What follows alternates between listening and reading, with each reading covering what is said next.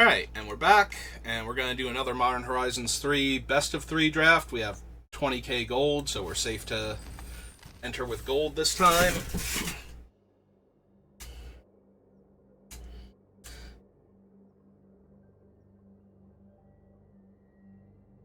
Yeah, I always like to keep a stockpile of 10k gold, because 10k is what it costs for a draft, so when a draft token's in the shop, it's usually like 900 gold or something.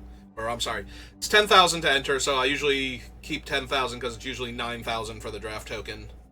And spending gold is normally better than spending gems on the gold, gems, and draft tokens in the shop, if you're going to do any of those. So it's normally better. Every once in a while it's better to enter with gems or to pay a thing with gems, but it really depends on the price and what the price in gems is versus the price in gold. Because it's 10,000 gold or 1,500 gems to enter a sealed event, or a draft rather. Not a sealed. Sealed is more expensive, but to enter a draft event, so I usually go by that metric in order to figure out if the gems or gold is the better bargain. It's normally best to spend gold, but that also means you need to have gold in stock in order to spend gold when one of those things comes up, so that's the trade-off there. Oh man, we lost a person. Take a sip of water.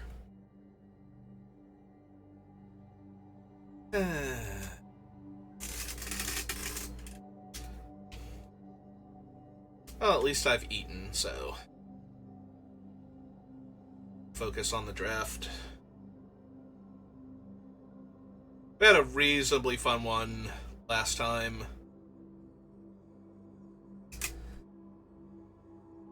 Did some fun things. Got a little puppy dog. He was fun to hang out with. We'll see if we can draft something good this time around. We'll see if we have Chris in the opening pack. Just grab some Chris's. Do Chris things.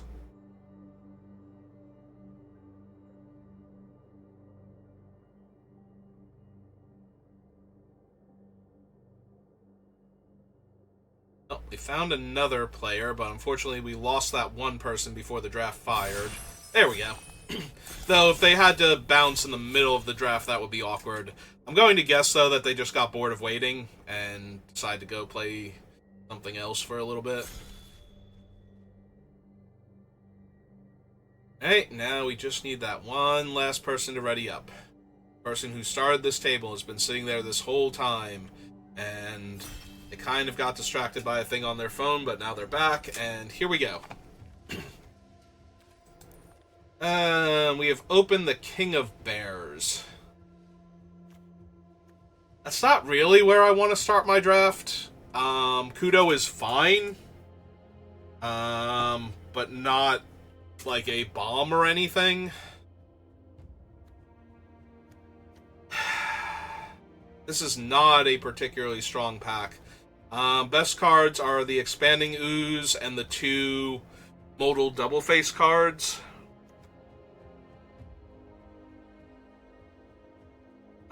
Dreadmobile is fine, but not something I want to first pick. I have been doing really well with black in this format, especially black-green or black-white counters matter. But I'm wondering if I shouldn't just take a modal double face card. I think if I'm going to do that, I take the Ambush as a removal spell. Like a bad removal spell. But yeah, this pack is terrible, and I can pivot away from anything I take if the next pack is significantly better. Which it isn't. Flare of Malice is okay. Another Razorgrass Ambush is fine, but not the best. I think the best card in this pack might legit be the Basking Broodscale, so I think I'm going to take that. But none of these cards are amazing. So yeah, Basking Broodscale it is. Am I gonna be another something in Abzin 1/1 counters Modify Matters deck. Honestly, even if I do wind up white-green, I will not miss the Kudo much at all. Razorgrass Ambush is a vastly superior card. But, man, that pack was not good.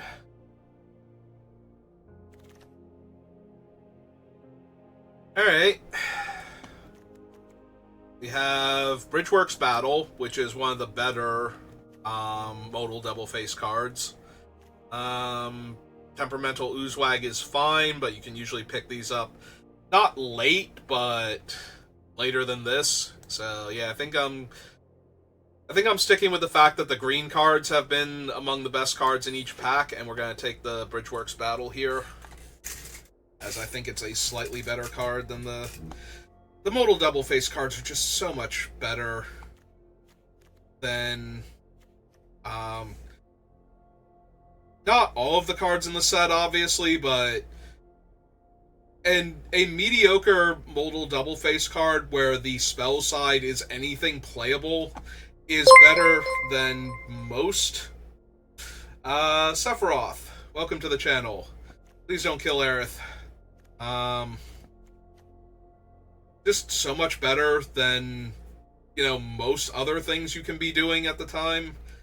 Alright, so we have an okay white card, and a white-black-green duel, and a black-red modal double face card. Yeah, I think I'm taking the Deceptive now. But yeah, like, power level wise, they can be slightly weaker than other cards, and they're just so good because when you need a land, they're a land, and when you don't need a land, they're a spell that actually interacts with things, and you can put them in the land slot, especially in best of 3, where the hand smoother doesn't get really confused and start trying to do things that it shouldn't. Do I want... I don't really want any of these. Now the black cards are slightly better in this pack than the green cards. But even then, they're only okay. It is a 3/3 menace that grows. It's not terrible. And it's immune to most sorcery speed removal, but we do need another creature in play. I think I'm going to take the Fangs here, and we'll see.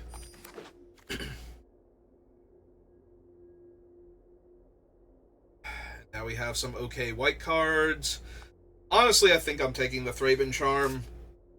Expel the Unworthy is better when you're trying to get rid of one of the more obnoxious creatures, like the Transmogran or something, but Thraben Charm kills enchantments, and killing things like Chthonian Nightmare, and if they're not careful with it, Chthonian Nightmare is kind of hard to kill, but Aether Revolt, a few others. Hey, a completely unplayable card. It's a 4-mana 2/4. I think it's literally a 4-mana 2/4 in this format. I don't think there are any lands that self-animate or spells that animate lands. Yeah, okay, I'm just going to take the best card for what we have. And Flare of Fortitude is not the best card. If I was taking the actual best card, it might be the Snapper, but I think we're a little far away from a blue-green card. Alright. Another Vampire. And there's a Scurrilous Sentry, a Refurbished Familiar, and a Foul Strike. Yeah, we might be black-green now.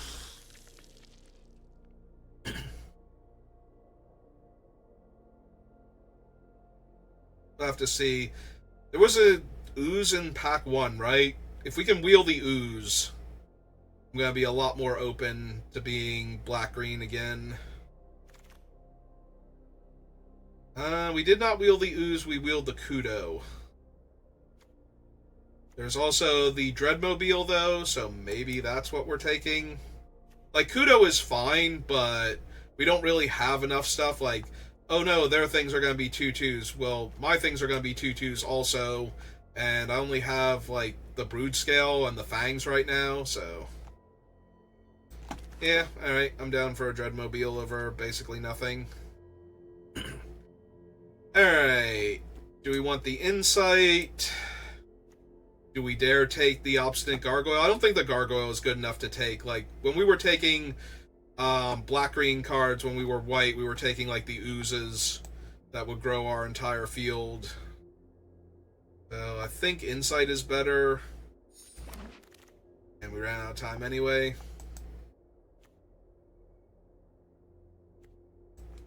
Yeah, I do not care for Hunger Tide Rises in and of itself. Well, I'm taking 20 gems in the future when I have enough of these.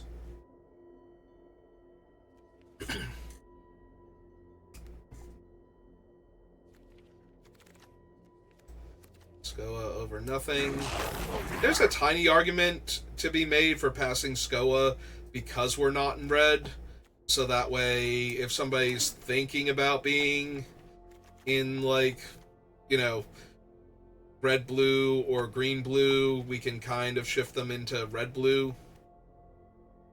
But, alright, so Null Drifter we have to hardcast right now. That is a 7-mana 4/4 flyer that draws me 2 cards, which is not the worst. There is a Marionette Master, who is potentially very strong. Rude Scale would be fine. Titania's fine. Deceptive Landscape would be okay, but I don't want to first pick it. Yeah. Alright, let's take the Marionette Master, or Marionette Apprentice, rather.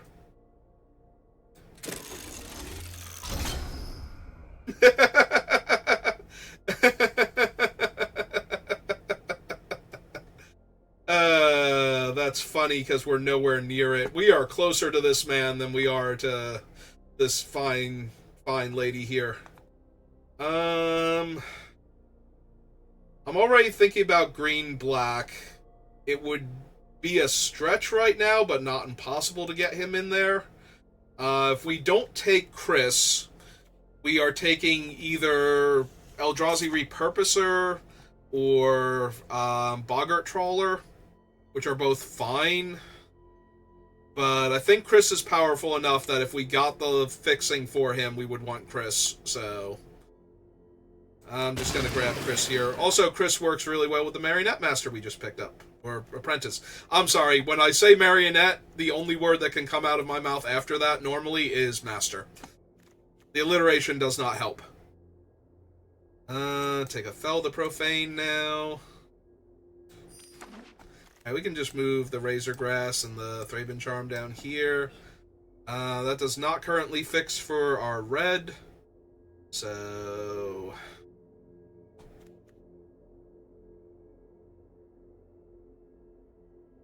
I can use him to tutor for a mountain, but I don't think so. I think we just take another Vampire.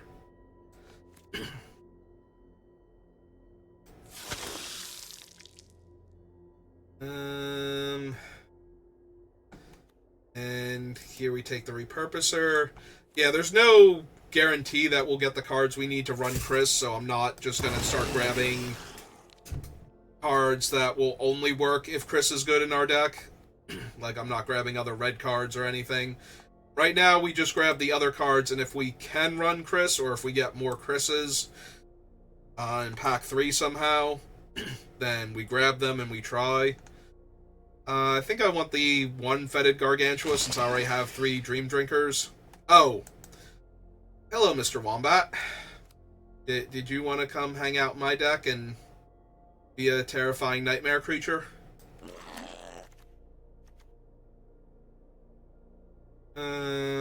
Take this over nothing, because I'm not running any of these.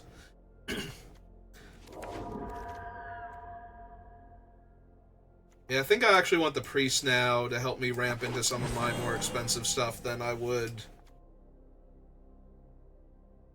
the other cards. Yeah, Chris stays in the board or in the deck for right now, but if we don't get more copies of him and we don't get any easy ways to get a red source, then we're not doing anything with him at all.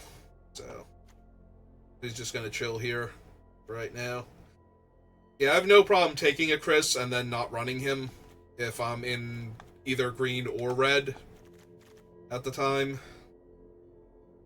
Or if it's early enough in pack 1. Especially if Chris comes, like, you know, anywhere after the third pick, I think.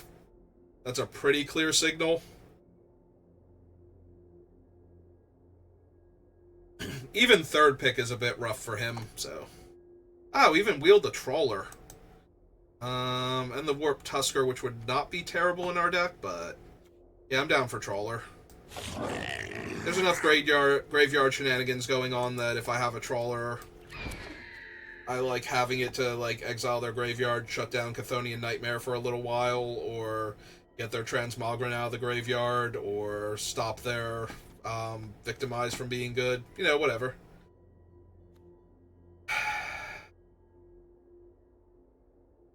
This is potentially 20 gems down the line, but there is a world where I actually cast this guy, use him to tutor for either Chris or the red mana source for him. Ooh, a Sorin now. That's pretty potent, even if we don't have the other white cards to go with him. Like, oh no, we won't be able to put a lifelink counter on the creature that we stole with Sorin. I don't know how we will win the game with our Planeswalker. Only the best for House Markov. I was gonna say, is he not gonna say anything? That's a green-red land, but this is a green land that punches things. And you know where my heart's at.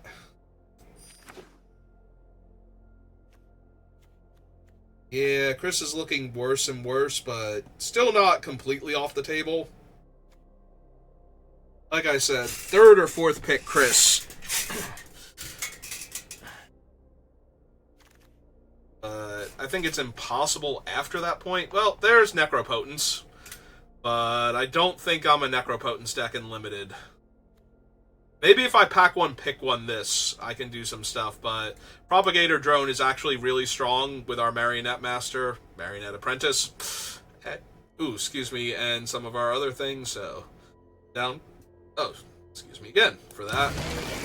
We have a few other token makers. There's a Victimize now, and the Glasswing Grace, and the Repurposer.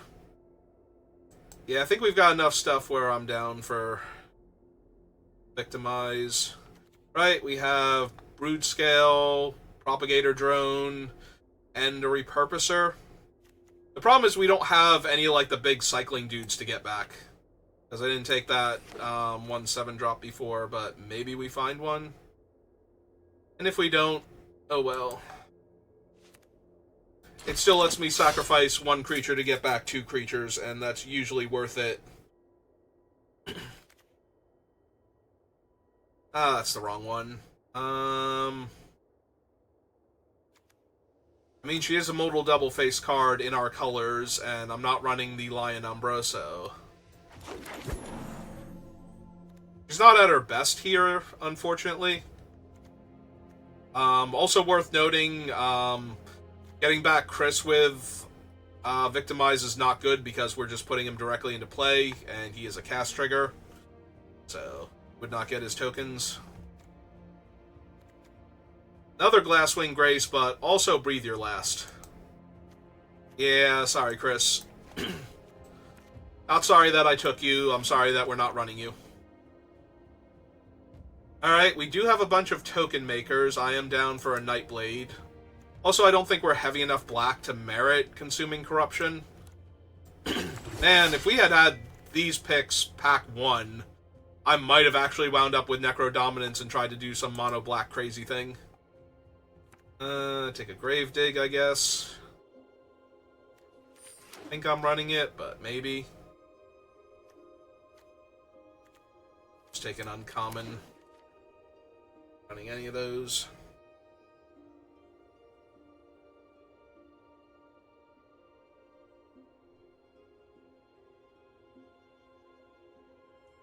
Yeah, maybe the... I suppose the Victimize is still playable, at least. Well, we're not playing any of the other ones, but I don't think that one's gonna work out. Maybe? I have to check our instance, but maybe?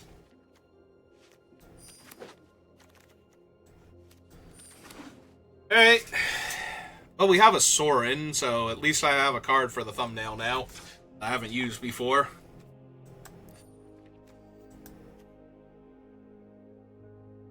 And we are weirdly on Vampire Tribal. Also, I can just cut 2 lands, because I have 2 modal double face cards in both colors, so we can easily do this and be done. What other cards do I have up here that I am not running right now? This gets a tiny bit better with Nadir's Nightblade, but we do only have the 1 copy. And the Marionette Apprentice, I suppose. So that's 2 cards it goes well with. Also, it makes tokens, and we do have the Propagator Drone. So maybe. Because we do have 2 Bridgework battles, so would not be unreasonable. What are our instants again? Just out of curiosity real quick, if I go T::creature, we have Sorcery, those 2, Dreadmobile, 2, 3, 4, 5, 6, 7, 8, 9, but we're counting this and one of the creatures as a land, so technically we're still fine. Oh, that's right, we have her, too. We have a lot of room, technically, if I want to add in a few more spells. So yeah, we can add that in. We could add in one of the black cards if we wanted to. I don't really want either of them, though. Equal to my devotion to black. My devotion to black's probably going to be like 2, maybe 3 when I cast this guy.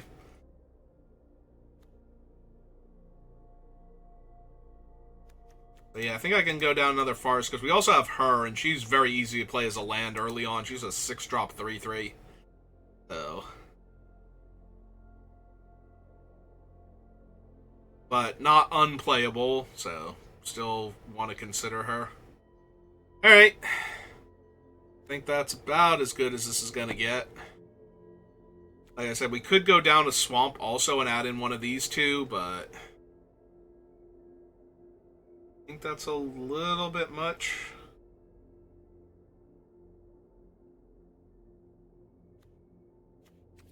Alright, let's give it a shot.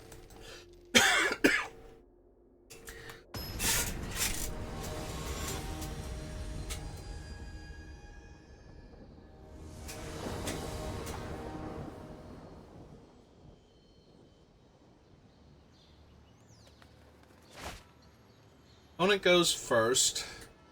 Well, we have a black land and, like, infinite green lands right now, technically. So, I'm going to keep this. We will fetch a swamp on turn 1. Oh, good. Looking less and less like we'll actually need to run these out as forests, so they're spells now. Okay. I will crack my thing, and I will get a black source.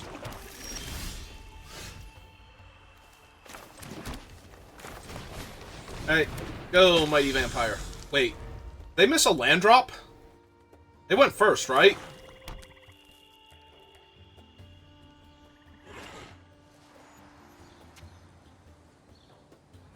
So they have 2, 3, 4, 5, 6, 7 spells in their hand now? I am confused. Did they let me go first? That's a Party Thrasher.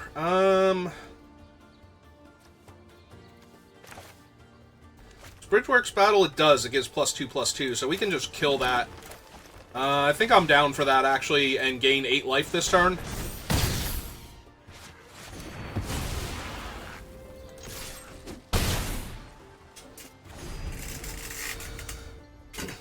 Yeah, I think they missed a land drop last turn, so if I can take them off of you know, casting spells for the rest of the game, that'd be neat.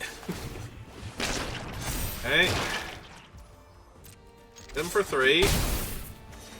Play her out now.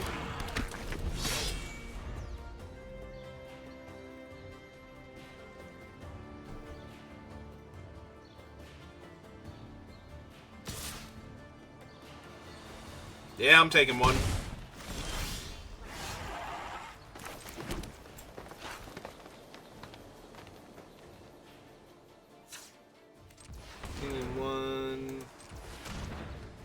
to? Okay. I don't know, it looked kind of weird, and I don't want it tapping me out of my colors. Alright. Like, they're low enough now that if they have to actually play, what's its name? We can still follow it up with the Kami. Yeah, they're still missing lands. They're just gonna get torn to pieces here. So... tap that. Take action.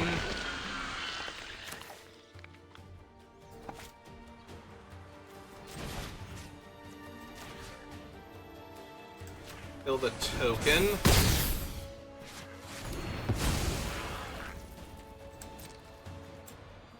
Exert her.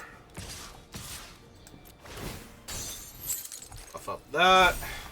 And yeah. Oh, sorry. Waiting for me to let them go to blockers. And damage. Okay. See, we got to keep that hand because we had a bunch of modal double-face cards that would have been our lands, so we wouldn't fall too far behind. And then we drew lands, so instead we had spells in our hand that killed all of our opponent's creatures. Now, granted, they were mana screwed, so that's not the best thing as an example of how awesome the cards are, but yeah, that is a actual very clear, this is why modal double-face cards are better than, like, you know, slightly better spells of the same type. Because we got to keep that hand, and we would have been able to cast the spells we had if we had just drawn more spells, and instead we drew land, so we were able to use the things we were counting on for land as spells to kill all of their blockers to get them dead before they could draw out of their mana screw.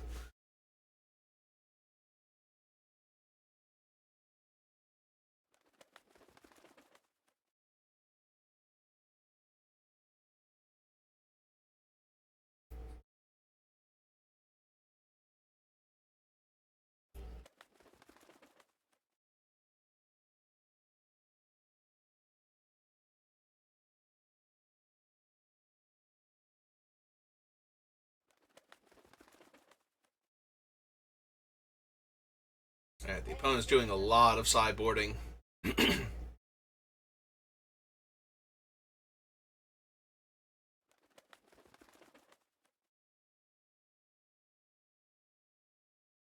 Apparently they have something just for green-black +1/+1 counters matters that they weren't running in the main deck.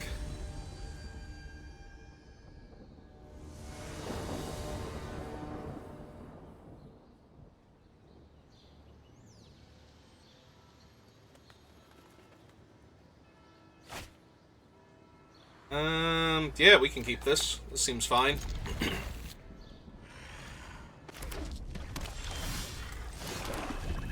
Oh, good. If they start killing my creatures, I can get them back. Although I do kind of want to put the counter on the Marionette Master. Alright, that's a bit of a weird one, but it might go horribly for me, depending on if they ever match my casting cost. Okay. They just know they're drawing a swamp next turn. Good for them. Meantime, Nightmare Wombat. I know they're drawing a swamp now. So when they play that swamp, I am not surprised.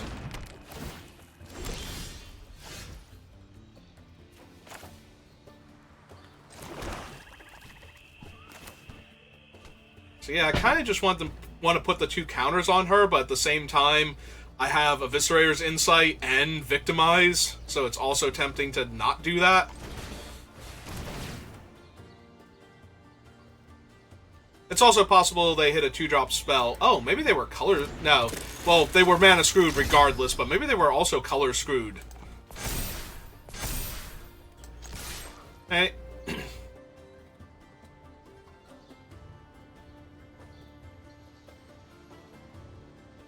Man, if you were going to kill this Wombat with a spell, you probably should have killed this Wombat with a spell, like, way before we got to this part.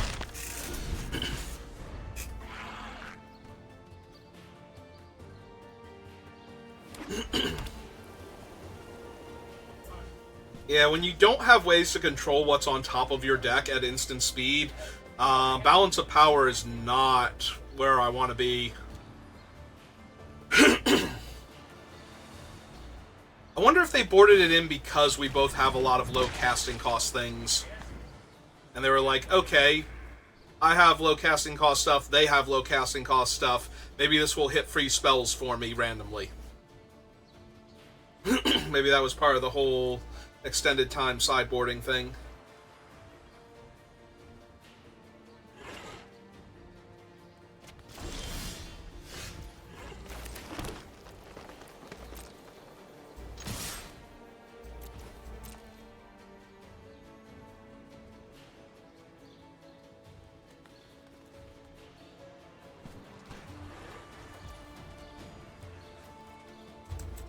Yeah, I'm gonna go for it.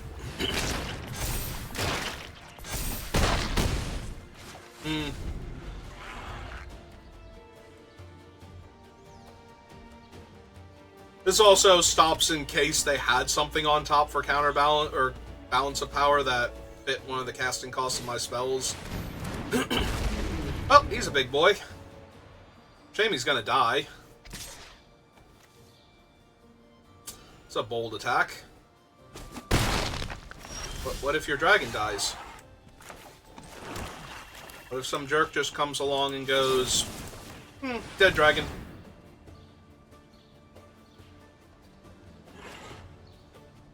Yeah, they have revealed nothing but land here this entire time.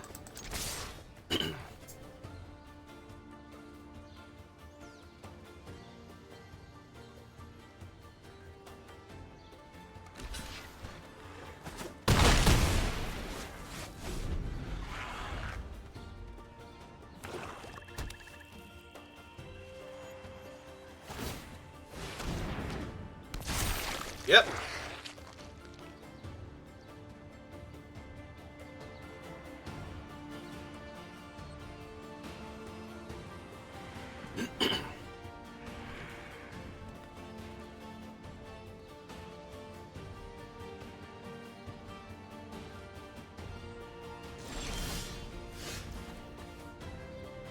Alright, I don't need to give them a free blocker before combat, so depending on what's on top of their deck.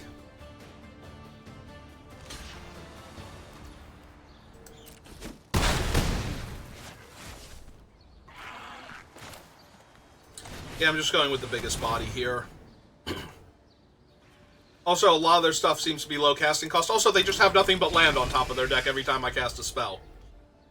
I'm willing to bet the only spell they drew was the turn I activated the Wombat. Because every time they have revealed the top card of their deck so far has been a land.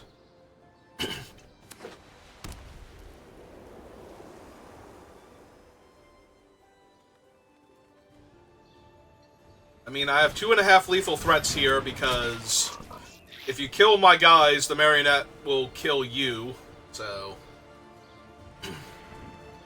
And yeah, I'm just going to adapt the Gargantua, so...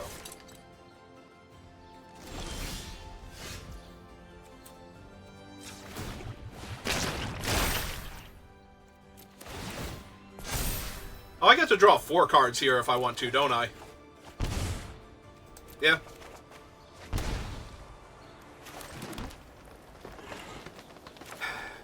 It's kind of hard not to now, isn't it?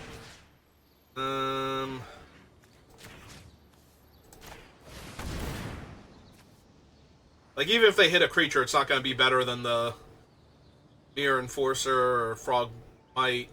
Oh, they have another balance of power. Cool.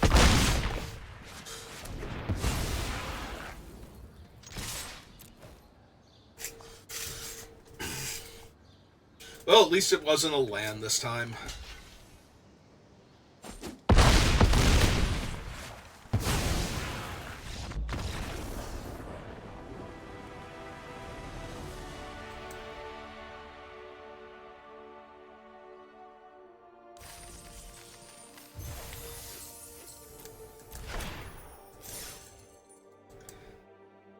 Yeah, I'm wondering if they boarded in the balances of power just to see if they would do anything against me. But when you have no control over what's on top of your deck, balance of power is rarely going to high roll well enough for you to actually, get anything out of it.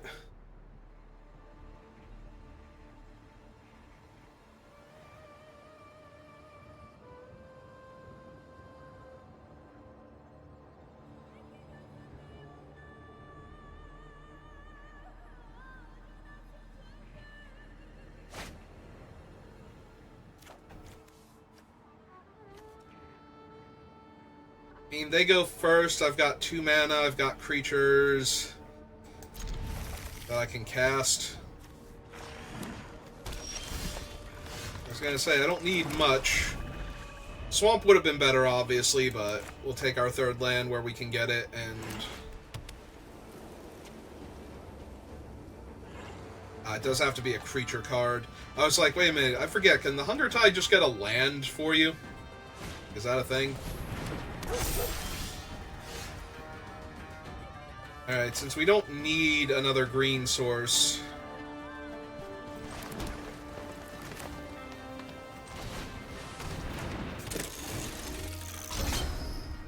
this time I will make the 1/1 because we have the Nightblade instead of the Wombat.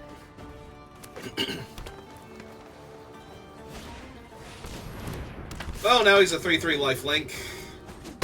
That's awkward.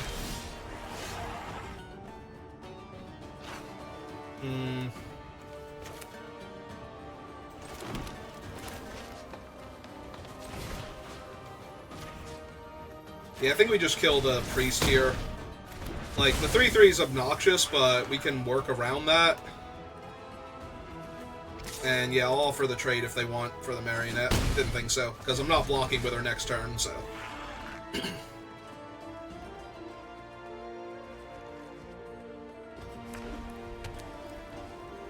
Yeah, if we don't hit a land, I might run her out as a land, just to keep developing out my mana.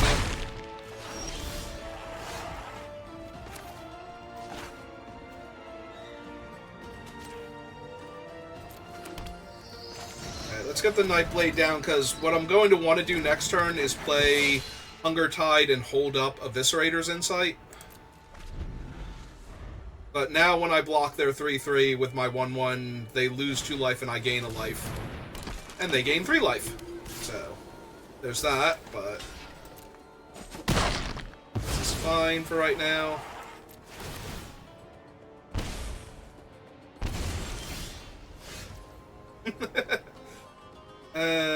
Okay.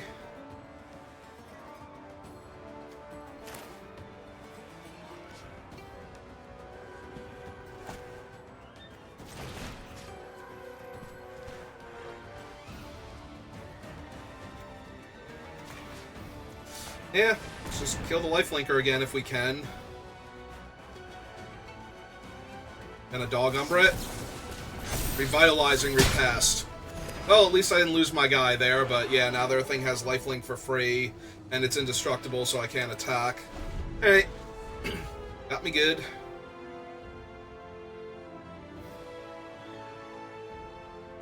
We did get that out of their hand, though, so if we can find another black source, we can breathe your last on the 3/4, and if we find another untapped land, we get to go Hunger Tide into Eviscerator's Insight, so... But yeah, I'm getting cut down pretty quickly here.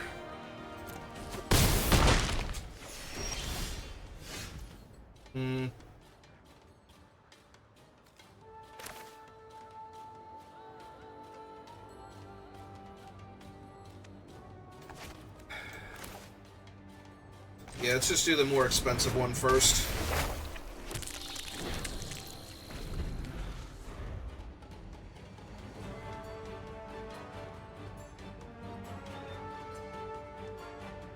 Because then we'll make another free 1/1 next turn, and we can play the Brood Scale and make the token. Then we'll have a 3/3 versus the 3/3 Vigilance, and another 1/1 token to block the 3/4. Oh, now that thing's a 6/6, so... And when we kill it, they're going to have a free 3/3 left over. Yeah, this is getting harder and harder to win.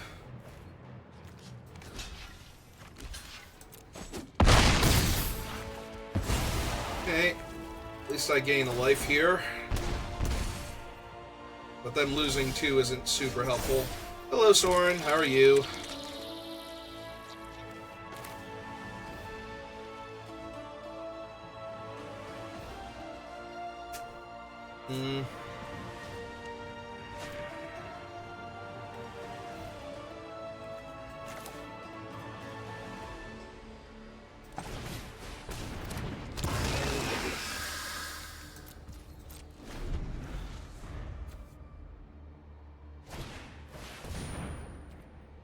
Well, that doesn't give trample, but this is getting more and more awkward by the second.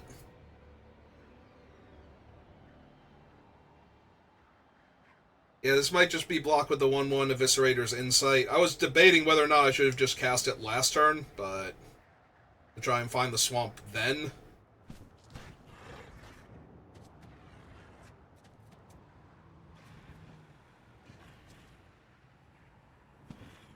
Yeah, it's not going to take much for them to win the game here, so...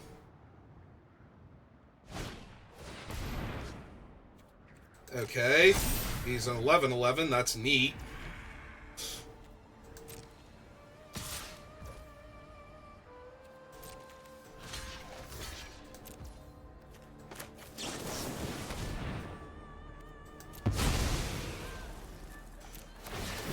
I mean, that does allow the Hydra Trainer to threaten to do a lot more next turn, but...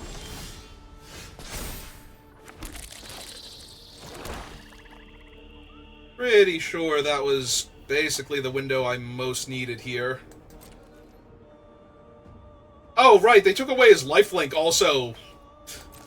So they didn't even gain 11 life there. Oh, cool, it's a Dread Mask. Well, that's a problem.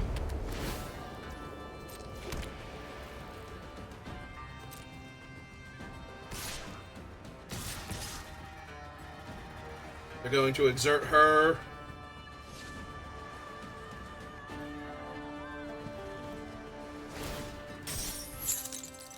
Target herself, so we breathe your last on the dog. We only gain 1 life. Now that's a 3/3. She resolves, becomes a 2/2. We activate him. Take action. Pass to blockers. Eat her. Bit of damage. Alright. I mean, they still have the stupid Dread Mask, and I don't think I have any artifact killers in my deck, so this is gonna be awkward.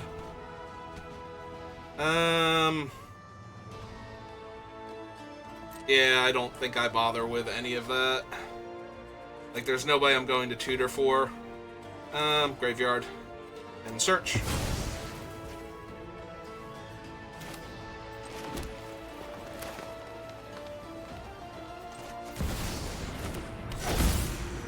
Soren out. I'm tired of adults pretending they know how to fix everything. Then...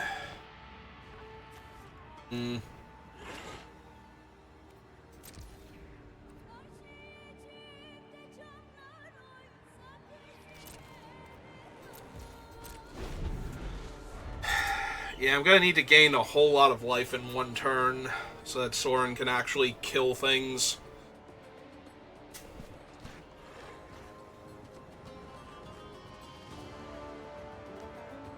Not just be a distraction for my opponent.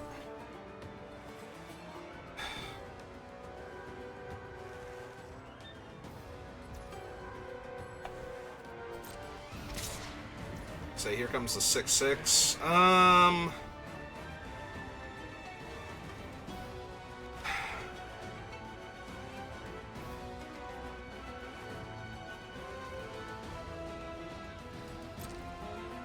Yeah, unfortunately, I think this is the point in time where we kind of have to just lose a creature or 2. Or 3.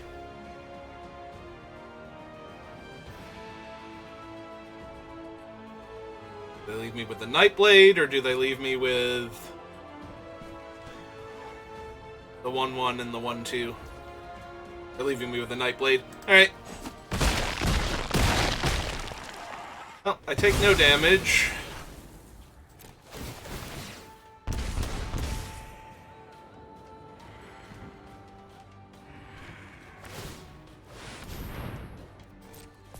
It's a 9/9 Trampler.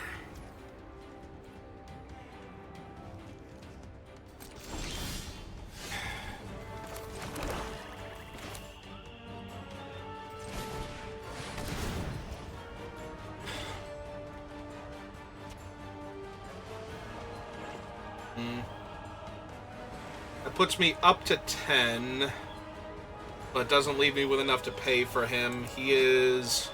no, him. 4, 5, 6, 7, 8. So that's also not enough to get me out of... to actually kill the 9/9 here. So I think we decline.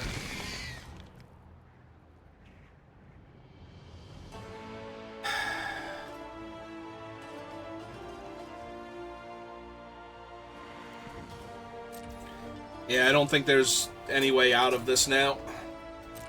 Because I'm going to lose 2 life to put counters on him.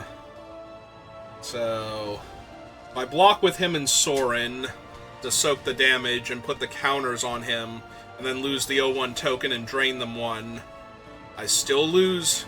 Yeah. Red Mask is an absurd card.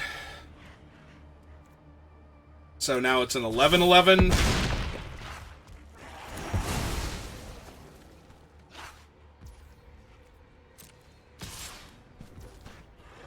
So if I don't block with Sorin, I actually die.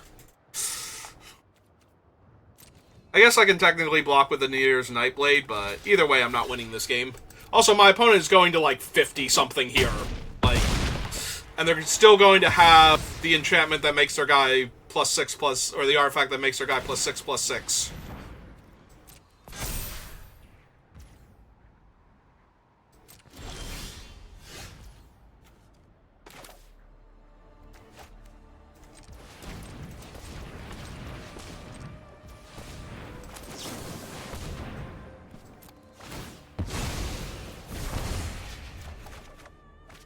Gee, what are the odds? That didn't save me.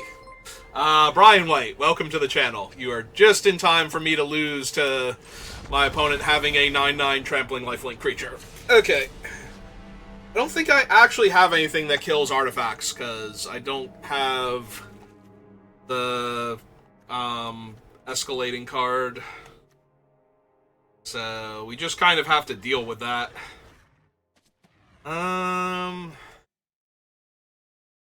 Yeah, okay, we just kind of have to deal with that. Run it back. Yeah, unfortunately I have 2 of the lifelink granters, so it's going to be kind of hard to beat them down fast enough. I'll be on the play. We have Sorin, and we have a bunch of other stuff, so yeah, okay. Also, we're going to be able to gain 3 life very easily in a turn for Sorin, so he might actually take over this game.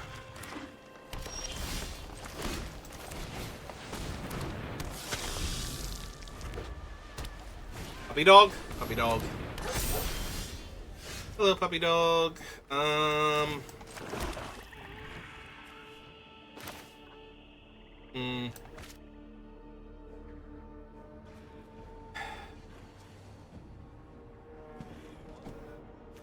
really want to keep the lifelinker alive. The dog has vigilance, so my options are play Sorin, risk having him get punched, or play a 3/1. I think I play the 3/1 then.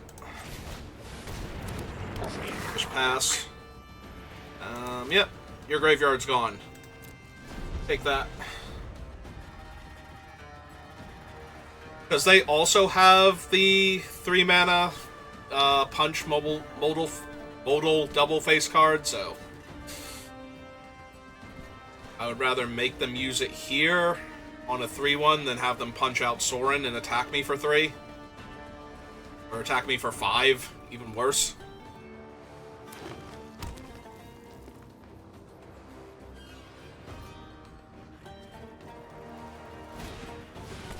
Oh, it's just a pack beast. Alright, so they put the counter on him. block. Counter goes away.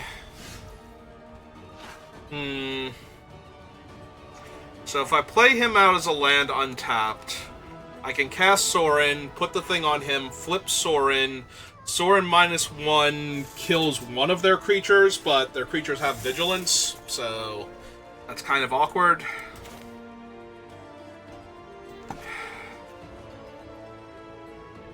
Wow, this whole thing is kind of awkward.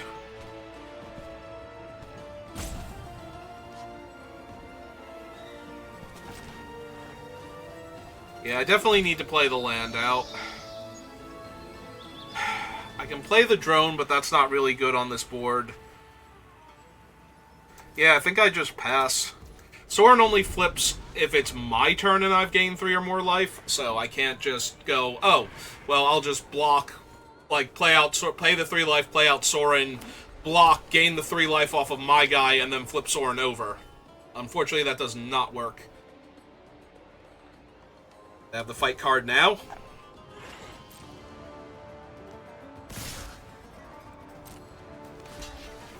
Hey. Fight card is a sorcery, so I'm going to go for this and see if it works, and if it doesn't... Signature Slam, sure. Alright, so I'm just going to lose now, because I don't currently have anything that would let me win this game. And they're going to bury me. Like, all of my guys are too tiny for the fight that they're about to get into. And the drone maker's way too slow. Like, they have way too much of a board presence right now. I get to play the 4/4 in theory next turn, but... yeah, that's kind of whatever.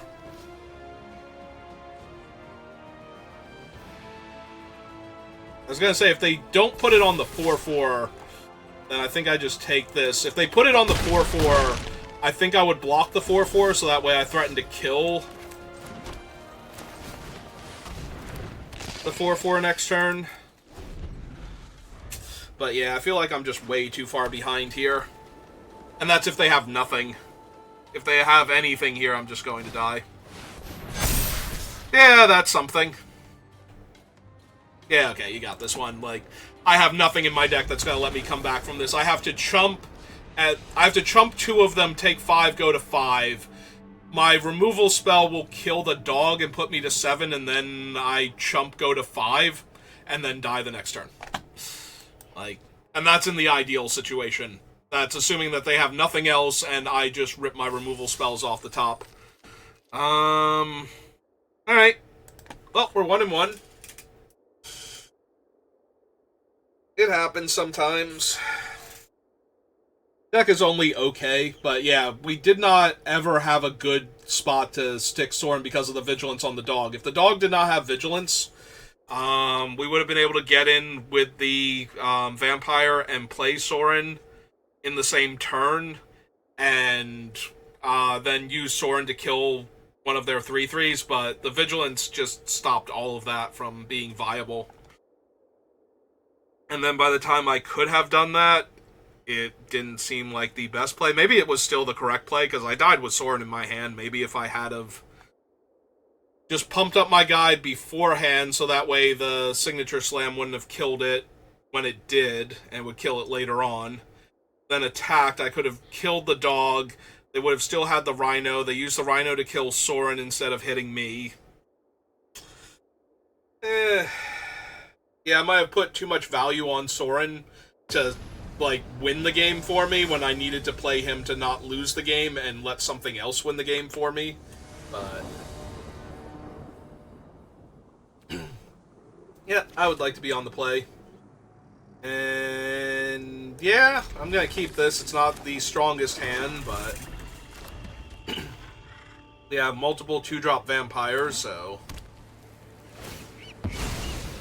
and a way to sack one of them to draw cards. It comes down to it. Also, we have technically drawn a land, so I am A-okay with this if that's where we go. Cool, now I don't have to play it as a land yet. Alright, hit for 2. Wait a second. Because now we're threatening to hit them for 6 next turn with Menace on both. They don't do anything here. Okay, never mind, he's a 1-1. It's a 1-1 with no abilities. You know what that makes him good for?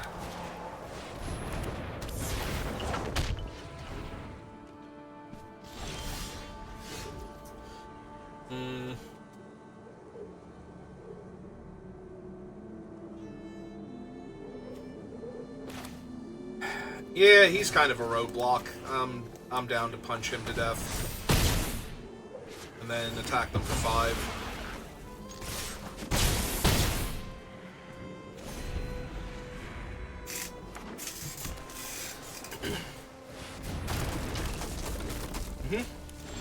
How much does that cost to make a creature war energy? They currently have 3. Oh, that sounds good for me. So hit them for 3. Play the Titanias. Hope that they... I'm hoping that they spend their turn trying to kill my guy or something, and then plan on having the battle wagon back, but I very highly doubt that's going to be their play. They almost have to have something better. But this way we're holding up the insight, so if they go to kill one of my creatures, they can draw some extra cards. Yep, that's a birdie.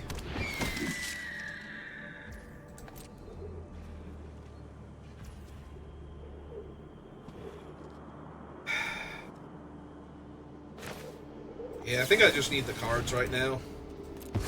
And the 1-1's not doing much anymore. Like I said, it was highly unlikely that they were going to set themselves up to take extra damage there, but... Alright, so we currently have 1, 2, 3, 4, 5, 6 mana. Right? These are not vampire elves randomly. That is an elf warrior, though, so if I cast that first, I get 2 mana from her. So... They can also pay energy to tap down my vampire, so... Go to combat first. Make them decide if they want to do that. So black and 1, and that leaves me 1, 2, 3 to cast that, and then... But then I won't have black mana to cast either of these, so... Okay. Attack with that. Tapped it. Hit him for 3.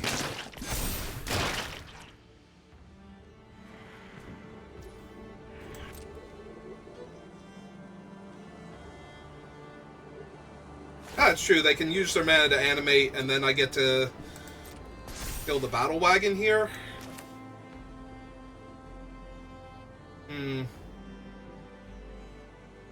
Or I can kill the Aven, because the battle wagon isn't currently a thing they can animate. Yeah, I think I do that.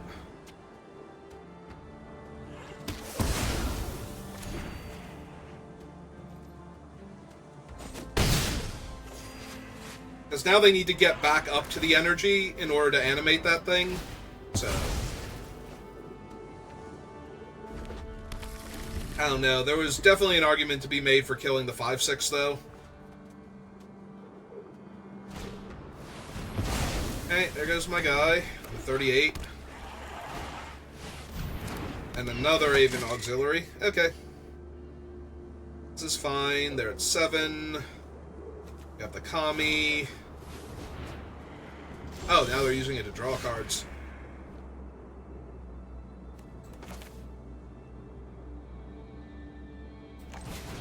Alright. So play this out. Make the 1/1. Play him out. Evolve the 1/1. No attacks yet.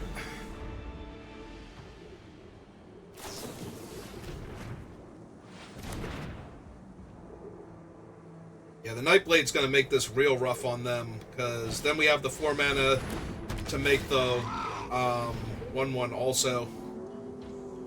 So they're just going to be in real danger, because they won't be able to block the tokens without dying. The tokens represent 2 life lost each time. and not blocking them. Alright, so we need to hold full control. If I do this properly, we go black in 1, 2. Cast Nadir's Nightblade.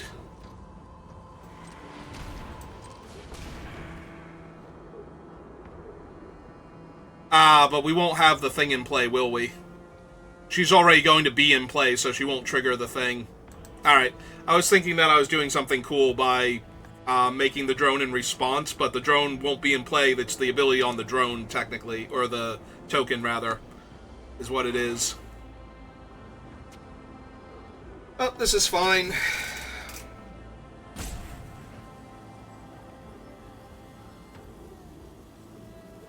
I'll still make the 01 drone with the mana that we have left over, but I should have left up another black then, if I was going to do it this way.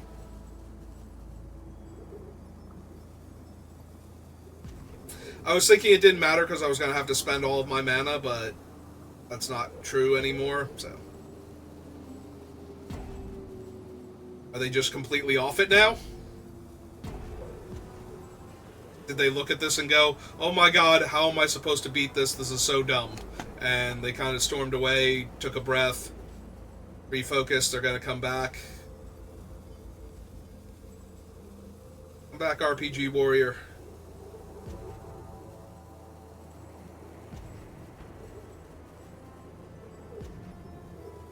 Is this really how you want to lose?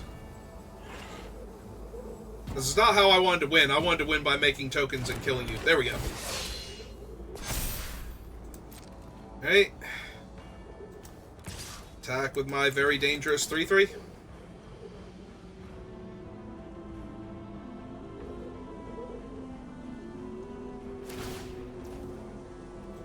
Okay.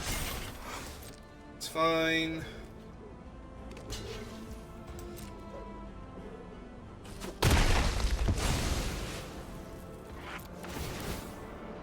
They lose 2, I gain 1. Chip the turn back.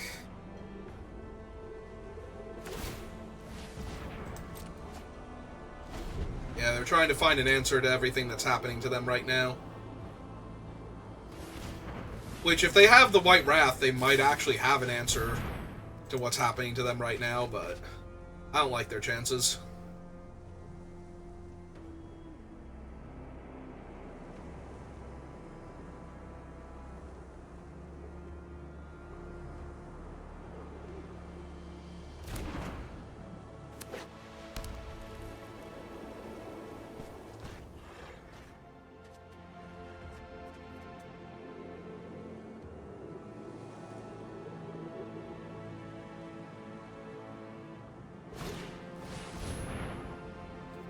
Okay. Will they try and gain some life in the air? They will not this turn. Okay.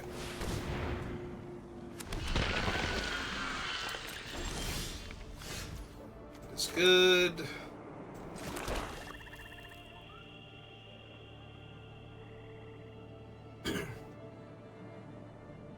So I can make another 01 and play the Kami. And then the 01s will evolve into 1/2s. Or I can just make 2 more 01s, and then that's 6 damage. Yeah, I think I'll make 2 more 01s since that's 6 damage. Because they're the 01s, I can just sacrifice them whenever.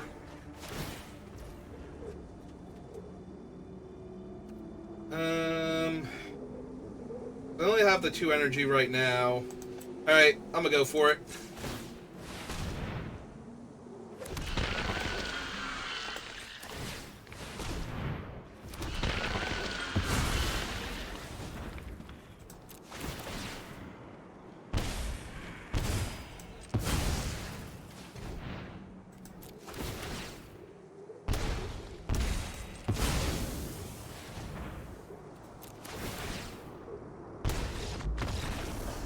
Alright, got there. Okay, so Jeskai Energy. Is there anything I'm not currently running that randomly deals with Jeskai Energy? Nope. Okay. Back we go then. Maybe they weren't angry. Maybe they needed to do something at home real quick, and they were already in a losing game, so they were like, okay, if I time out, it's whatever.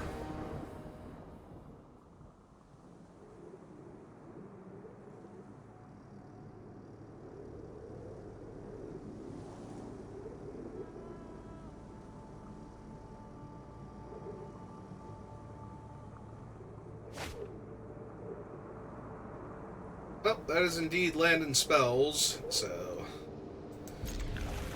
And a reasonable curve on top of that.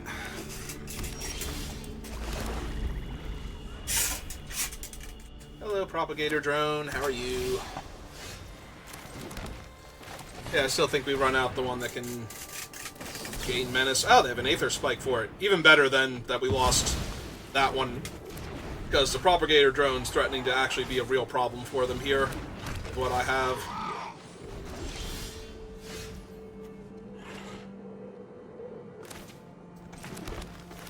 Or we can play a Wombat.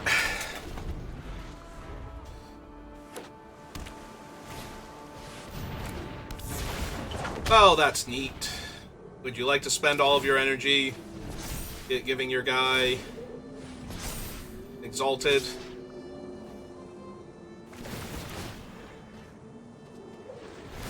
And lifelink?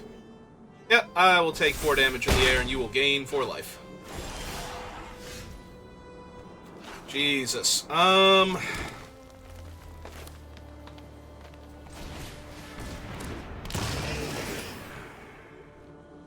I did that backwards. Whoopsie doodles.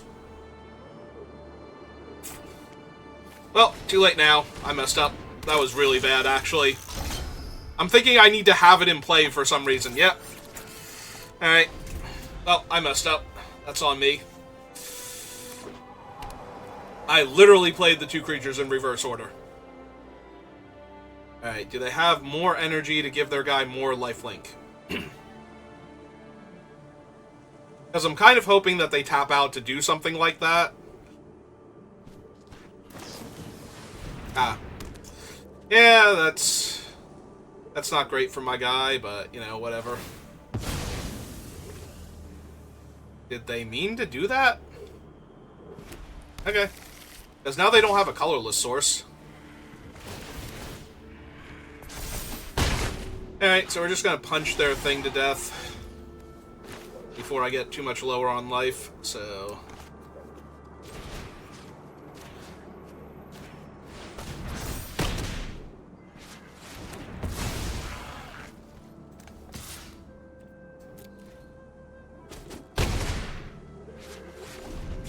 But yeah, I definitely messed up. That thing should be a 2/2 token right now.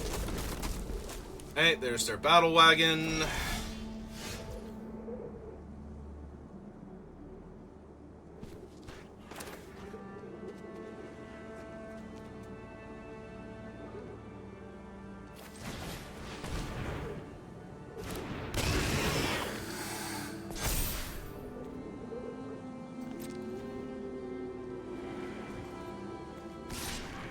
Three, 4, 5.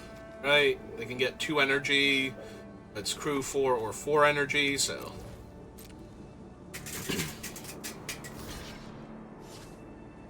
Yep. Take 3. Should be taking, like... Well, they should still be taking 3, but that thing should have had 1 more power. Oh, wait, no, it wouldn't have 1 more power. Never mind. Yay, we fixed it. We technically fixed it. Because it would have already been a 2/2, it would not have evolved when this one came into play.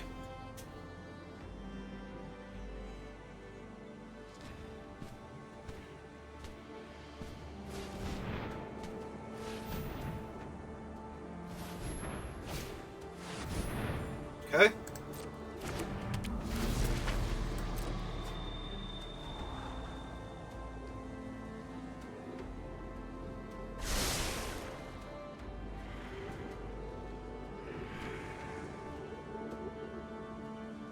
They have 3 power and 3 energy, and they're going to just spend their energy and draw a card now. Down to land.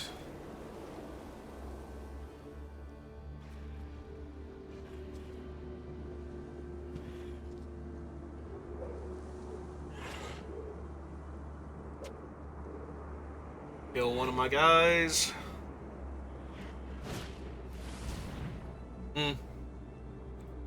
Okay, he gone forever. Got him. Yeah, we'll draw that token again.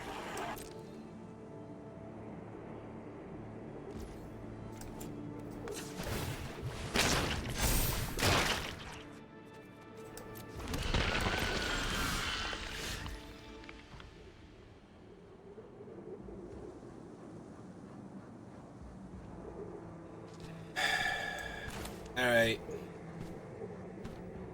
I feel like I need to get this thing down before I lose any more creatures. So that way I can just sacrifice things if need be. But yeah, I don't have any good attacks anymore into the 2-2, so I just kind of have to pass. Into the 2-2 and the 1-4. Little light on mana here. Ah, well, good news is that will not, in fact, actually kill my 3-3.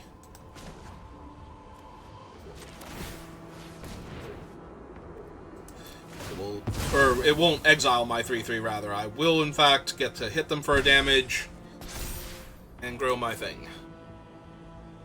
That's good.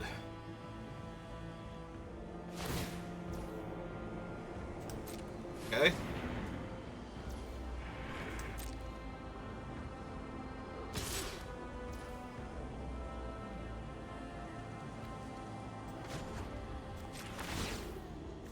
Alright. I'm interested. What have you got? Ah, nothing. Alright. Well, there's a land, so they have a 1-4. So...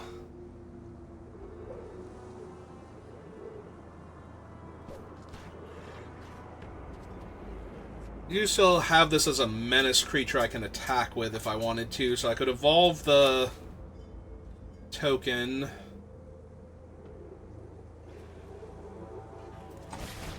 Yeah, okay.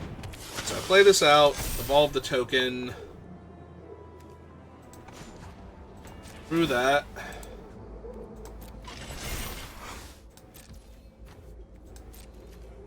Hit them for 4. Hit them for 4, hit them for 5.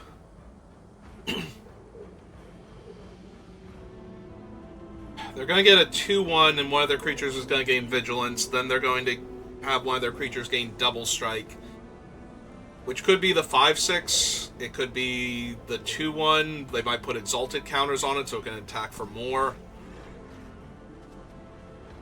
Yeah, I think I want to keep my bodies around.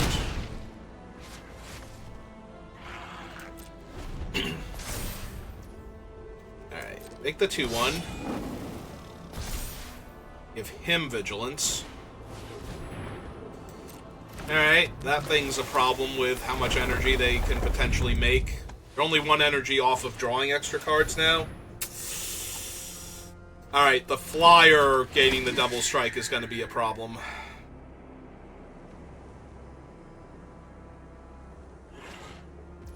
Yep.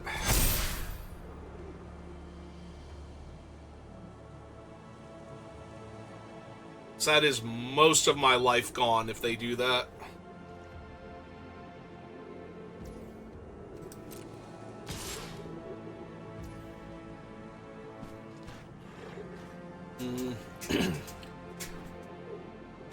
So I can block with the Wombat and sacrifice it.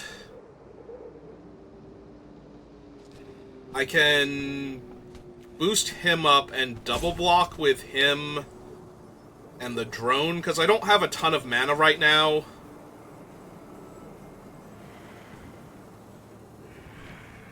That might actually be better killing their creature here.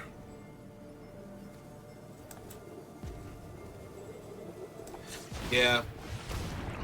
As much as I want to just sit here and do fun things with the drone, they have a flyer that's going to gain double strike next turn, so I think I kind of need to take them off their creatures. So I trade one of my things. Oh, they're going to kill the lifelinker. Even better, so I don't even lose the drone. So I gain the 3 life back. They lose a creature and a life. So if I can draw a removal spell for the 3/3 before it gets, like, double strike and kills me, should be good. Also, now they've lost their ability to give it, like, 2 or even 3 exalted counters. So, yeah. And we hit Fel the Profane. Okay. I feel good now.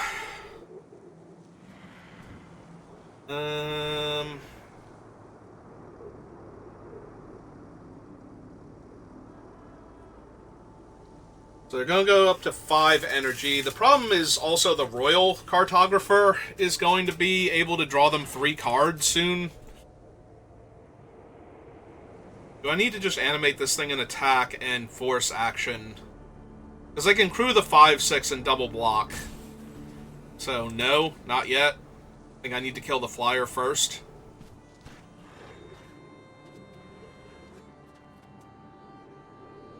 Kill the flyer, block the whatever they give double strike to if it's not the flyer. Although, do I actually need to kill the flyer if they don't target it? I guess we'll see what else they do, but there's a very real chance that they're just going to make energy, untap, make energy, draw 3 cards, and try and kill me with the flying double striker.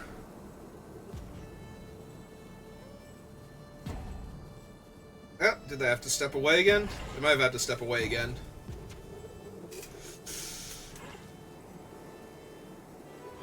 Yeah, this is close. I have a lot of things I want to do, and not a lot of mana to do them with, so... Or more accurately, that I need to do to not be dead here.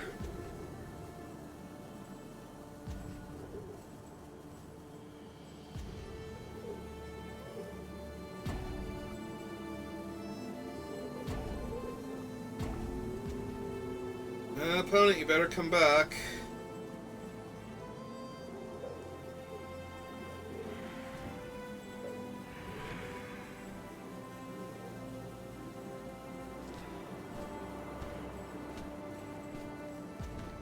I mean, if it's really that important that you had to leave again to go deal with it, then I understand, but... Because this one, they're not even super far behind on board or anything, so this definitely feels like something else is going on in their life right now, and they don't have time to finish their Magic game, where they're trying to finish the thing up in the real world, and then they're going to come back and finish playing their Magic game. So I hope you come back in time, opponent, but it looks like you're going to time out this turn. Which is bad, because then they miss the activation on their bespoke. Yeah, I'm not supposed to attack here, but I think they're about to time out, unfortunately.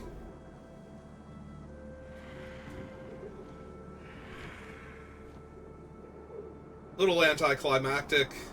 I would have liked to have seen, and even if they come back, like, missing that 2 energy is going to be huge, because that means they're not drawing 3 extra cards this turn.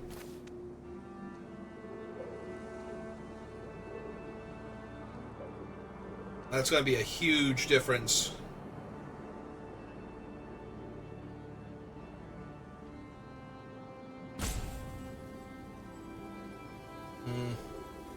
Unfortunate. I mean, if they come back, at least there's a chance they can still win, but it's going to feel really bad if I win on the technicality that they weren't here and missed out on their 2 energy, so they didn't get to untap, make 2 more energy, have 7, and get to draw 3 cards, and then give their guy double strike and kill me. Yeah, that definitely did not feel like a salty rope. That felt like real life distracted them and they were hoping to make it back in time. Sorry, OP.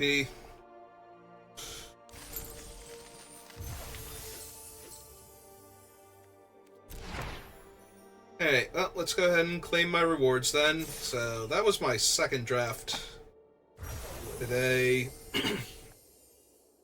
So, we're down 1,000 gems, but up 6 packs and all the rares that we got, so I think that's a pretty decent run. Yeah, I think I'll call it here for right now. go take a little bit of a break, and then probably do some Final Fantasy VII remake, or not remake, Rebirth, the newer one.